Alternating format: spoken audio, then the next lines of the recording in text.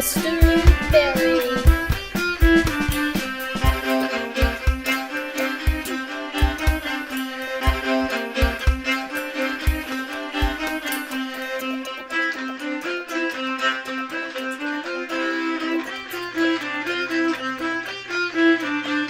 And so, thank you for being in your seats, and let me pre-thank you for taking good notes. Again, sorry, I'm not there to deliver this in person, but once again, if I'm doing this, that means I've had my baby, and my wife needs me. So, with that being said, we are going to jump into we'll continue on with our discussion. The last lecture dealt with the problems, mostly the problems with the Articles of Confederation, and we dealt with the successes and failures of that document. Now, what you need to know is from that lecture, what are the Articles of Confederation?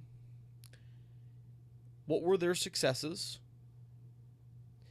And what were their failures, right? Those are the three things that you should have gotten out of that lecture. If you didn't, you need to go back, whether it be listen to it or read your book. It's laid out pretty well in your book, so. All right, so let's just get on to it.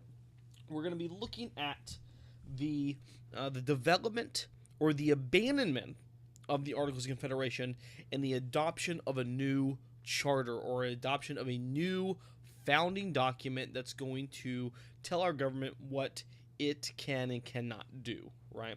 So, and that is what we call the Constitution. So what we're seeing is the United States go, okay, the states look at the Articles of Confederation and realize that it is failing and that the country is about to break up because there's no unity. And so they're going to abandon that and adopt a new document called the Constitution. So that's what we're leading up to. So I guess let's go ahead and begin at what's called the Constitutional Convention, right? The Constitutional Convention. It's a meeting of the minds, right? It's the founders getting together and saying, okay, what can we do? How can we change this? And understand they kept this meeting very secret, right? They didn't. Now, it's not that people didn't know they were meeting, but they were not allowing the content of the meeting to get out to the public because they didn't. They were just throwing ideas, right? And they didn't want ideas to be critiqued. They wanted to be able to think freely and speak freely without hurting the whole process of adopting a new document.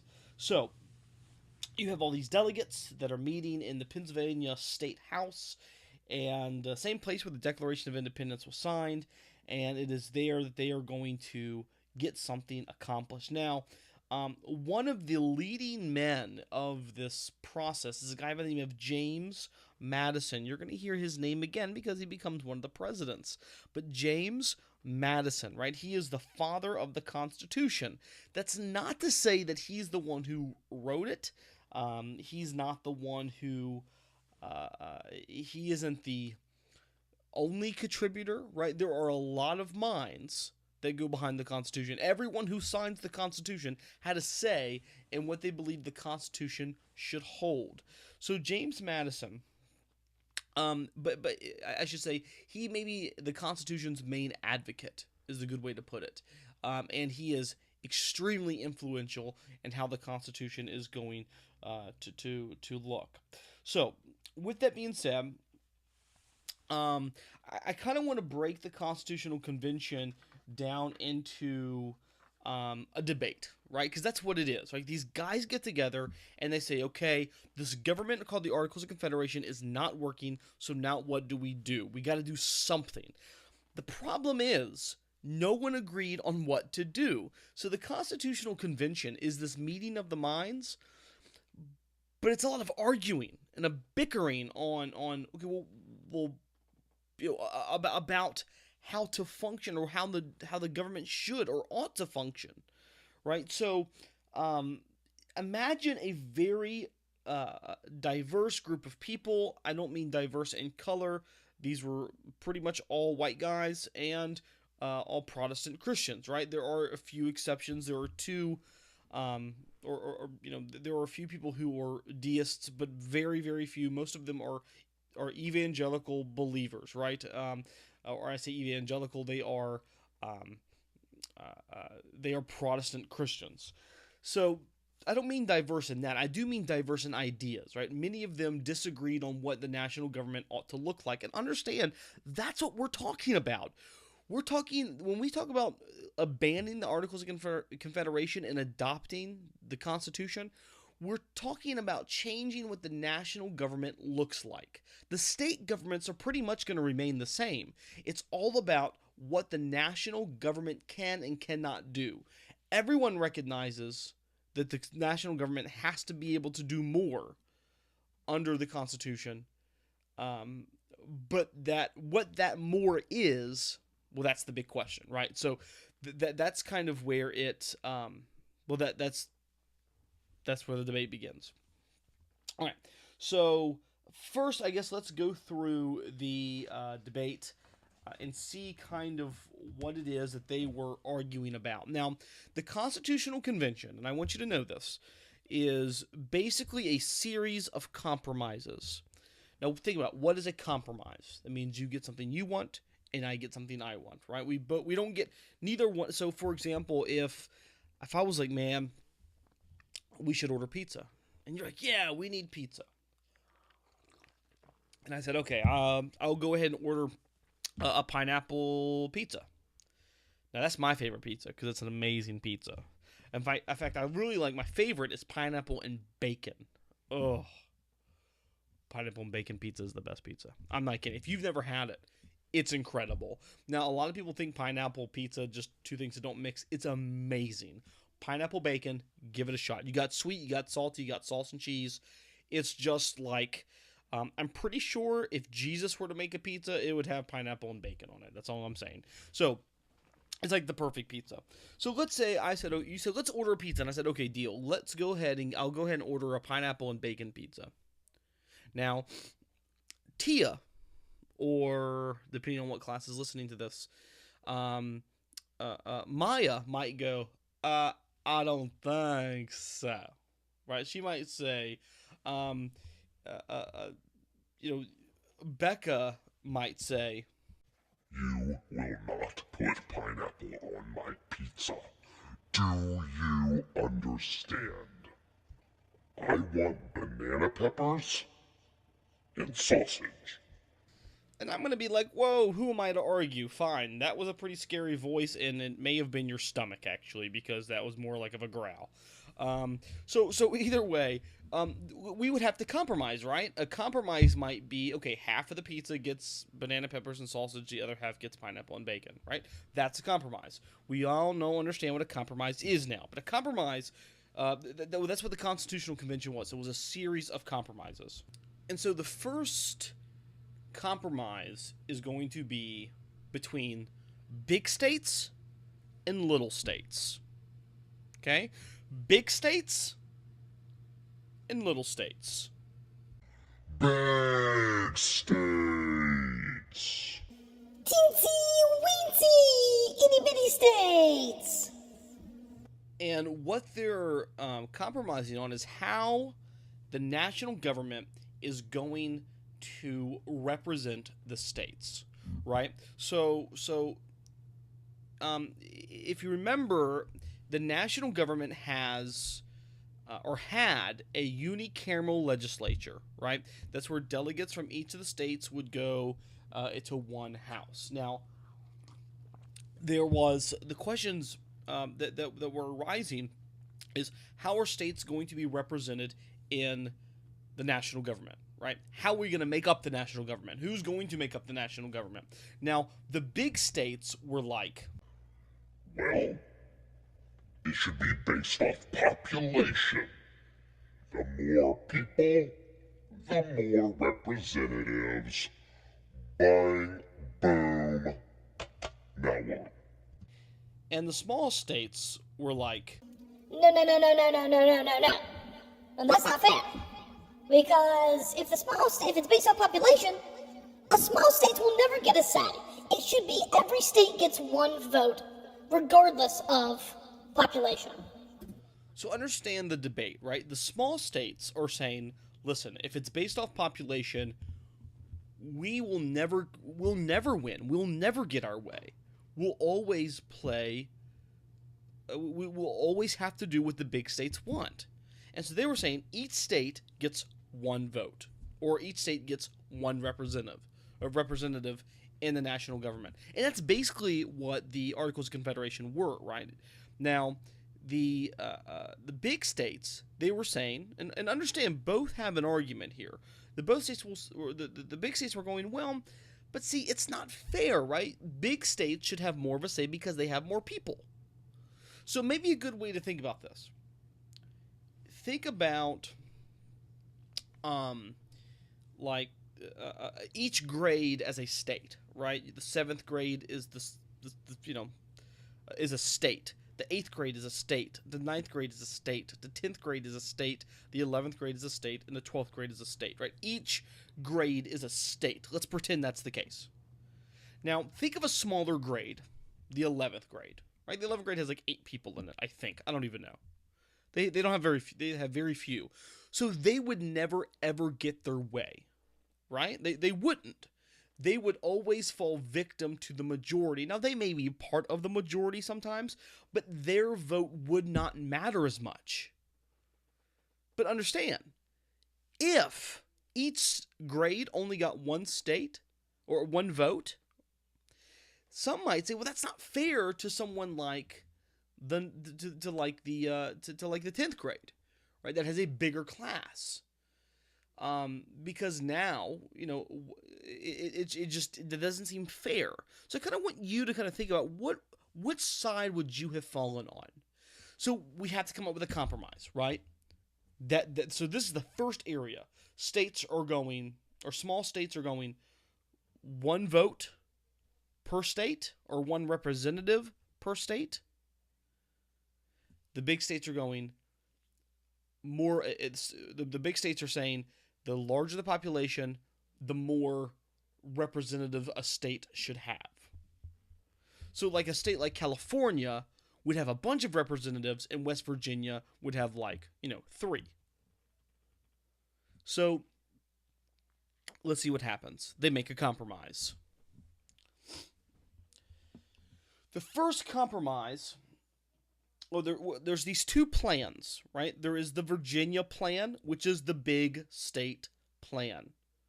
The big state plan, ding, ding, ding, ding. The big state plan is called the Virginia plan. That's kind of important. I'm waving my hands here.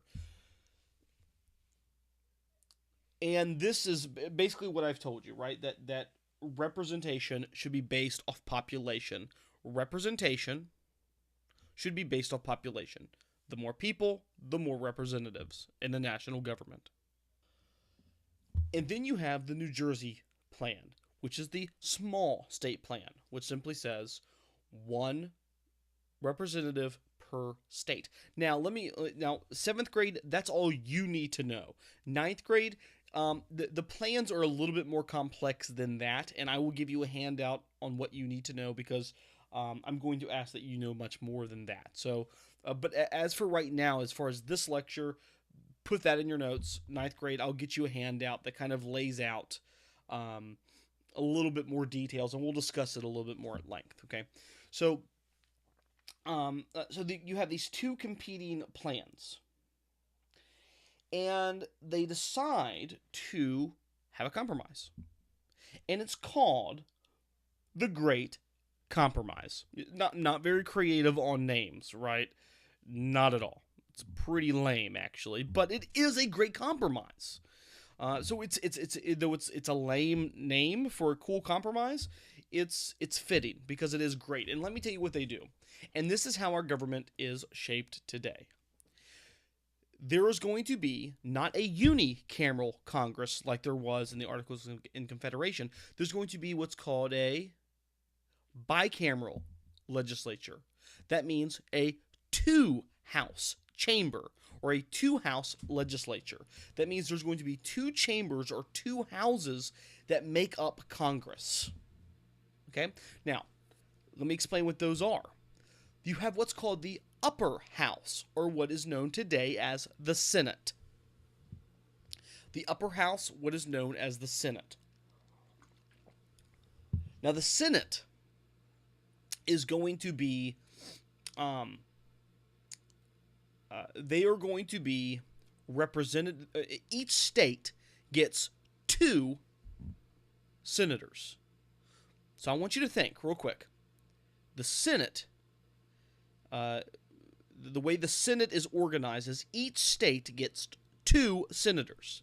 So West Virginia gets 2 senators, California gets 2 senators, Texas gets 2 senators, and the sheep in Montana get 2 senators. So, which plan is the Senate modeled after? I'll let you think for a moment.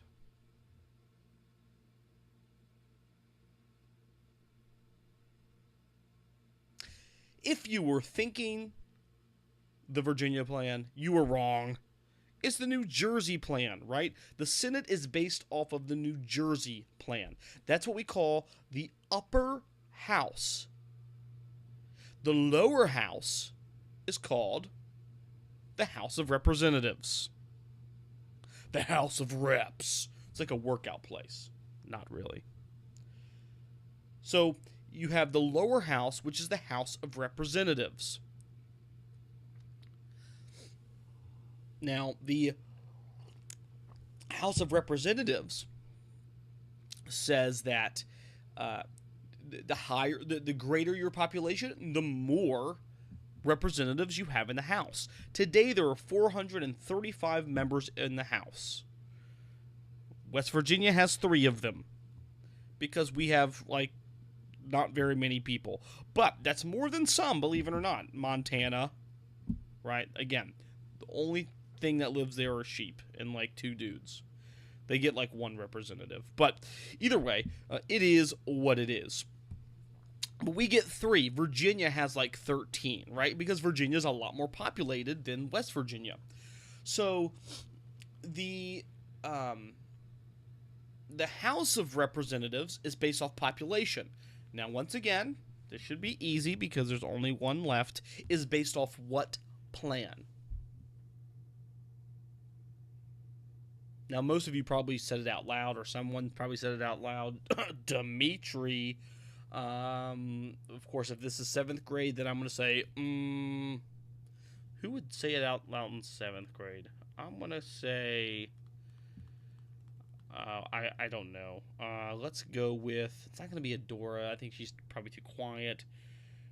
Emma's probably not paying any attention. Let's go with, I'm going to go with Sydney. I think Sydney, you said it out loud.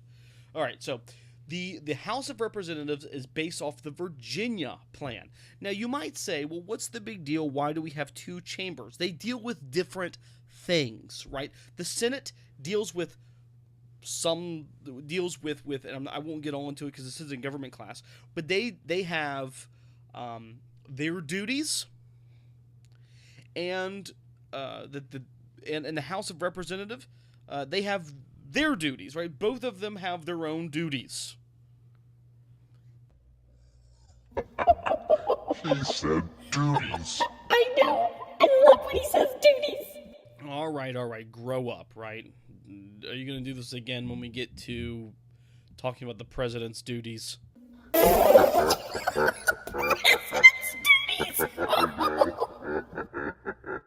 Grow up. Okay, anyway. So you have the House of Representatives that has kind of their jurisdiction. They have things they deal with. And you don't need to know this yet, but for example, they deal with more financial issues or more monetary issues. Like, they're the ones, if a law changes, let's say, a tax code, or if they want to lower or raise taxes, that law has to start in the House. If it's a law dealing with foreign policy, that has to start in the Senate. It's kind of confusing, not really, but as far as you need to know, the Great Compromise creates a bicameral legislature, right, where both small and big states get what they want.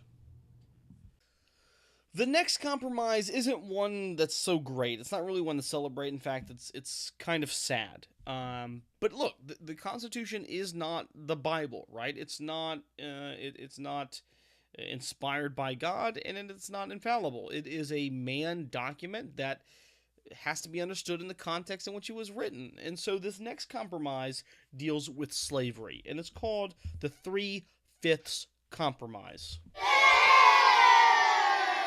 I know, it does kind of stink, but let me explain what this is. So, at the Constitutional Convention, they're starting to talk about abolishing slavery.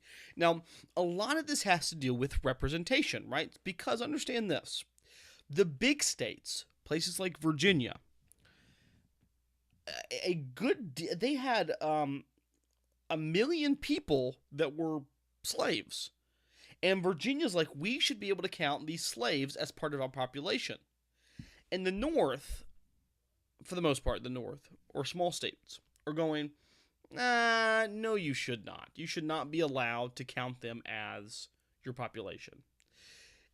And so the small states said they should not be able to, but really it wasn't because they were against slavery. Some people were. I don't want to say that. Some people were against slavery. Some just didn't want Virginia to be able to count it towards their population, or big states, big southern states, because it means the big southern states would get more power in the House of Representatives. So now, of course, the southern states did want to count them being slaves as part of their population so they could get more representatives. But understand why this is unfair, right? You can't count a people group who are seen as subhuman, who are not represented, who are enslaved, and then count them as part of your population so you have a greater say in government. There is an injustice in that, right? That's not good. And some people saw this. Some people saw this as very hypocritical, and so they said, no, we can't do that. And of course, the southern states said, yes, we can. This compromise has everything to do with power, nothing to do about how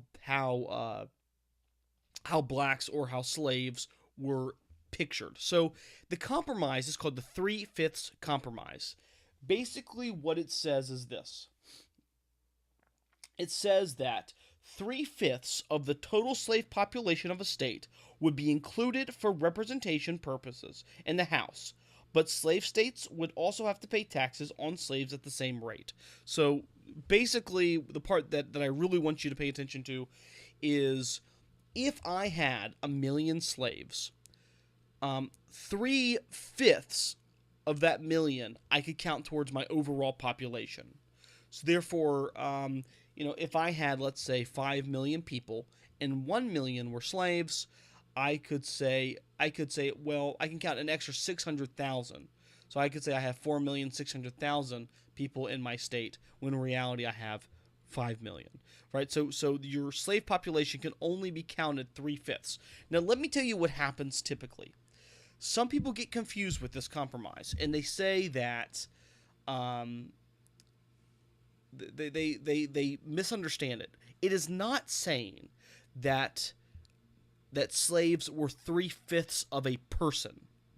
That's not at all what it's saying.